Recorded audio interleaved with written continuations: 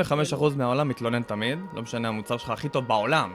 עדיין יהיה תלונות, זה לא כי הוא באמת מתלונן, הוא רוצה להשיג עוד משהו פשוט. זה הכל. וצריך להבין את זה מלפני, כי פעם אני הייתי מתרגש מדברים כאלה. הייתי מתרגש מהתביעה הראשונה, אני התרגשתי.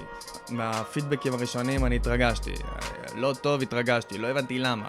עד שהבנתי כאילו שהם סתם אומרים. אז צריך לבוא באיזושהי גישה אחרת. מה זאת אומרת סתם אומרים? אולי באמת המוצר לא טוב. אין בעיה. אבל אם אתה שואל קצת שאלות אחרות, אתה מבין שזה בכלל לא המוצר. יכול להיות שעובר עליהם משהו באותו יום. יכול להיות, הם מחפשים על מי להוציא את זה. יכול להיות שהם מרגישים יותר מדי בנוח כדי להוציא את זה. יכול להיות. להגיד לך שאני עכשיו מקשיב להכל?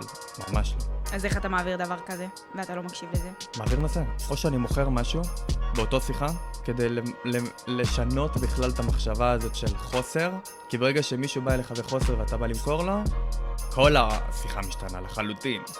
זה פתאום, אתה מתחיל לשלוט לחלוטין בשיחה. ואם הוא הולך, אז הוא הלך כאילו בהרגשה שהוא הרוויח, כי הוא לא קנה.